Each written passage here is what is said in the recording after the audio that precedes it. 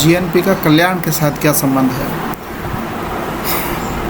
इसके लिए ये देखा गया है कि जिन राष्ट्रों की राष्ट्रीय आय अधिक होती है तो उन राष्ट्रों का जो है लोगों की आर्थिक स्थिति भी अच्छी होती है और उनके पास खाने पीने की चीज़ें भी अधिक मात्रा में उपलब्ध होती है। यानी अगर उनकी आय अधिक है तो जो खाने पीने की वस्तुएं की उपलब्धता होगी वो ज़्यादा होगी, इसलिए कल्याण ज़्यादा होता है।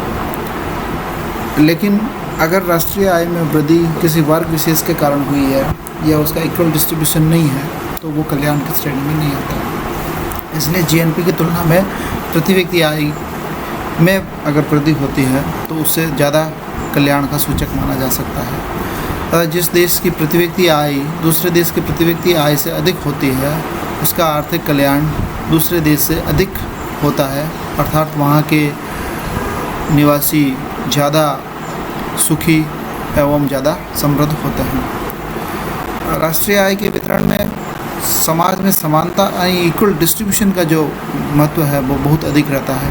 यानी वितरण की असमानता नहीं बढ़ती है और प्रति व्यक्ति आय बढ़ती है तो कल्याण में वृद्धि मापी जा सकती है।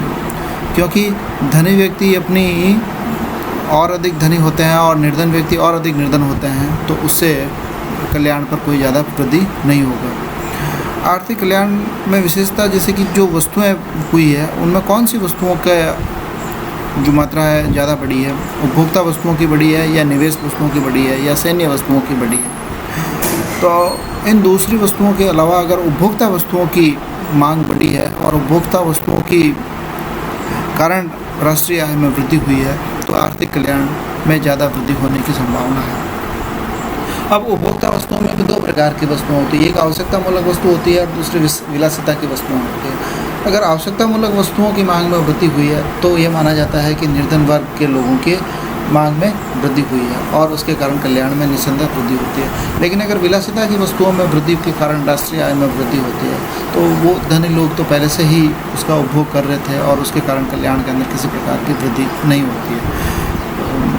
अगर सुरक्षा ज़्यादा महत्वपूर्ण है और सुरक्षा की वस्तुओं का भी उपभोग किया जाता है तो वो भी कल्याण को प्रभावित कर सकता है, क्योंकि अगर सीमाएं सुरक्षित नहीं होती है तो भी वो प्रभावित करती है। अंतिम पॉइंट यह है कि अगर उत्पादन किया है और पर्यावरण को प्रभावित करके किया है यानी पर्यावरण पर बुरा प्रभाव पड़ा है तो वो भी कल्याणकारी नहीं होता है। अगर हम उत्पादन में वृद्धि करते हैं और उस उत्पादन में वृद्धि से पर्यावरण को किसी प्रकार का नुकसान नहीं पहुंचाते हैं यानी सुस्थिर विकास होता है तो जीएनपी के कारण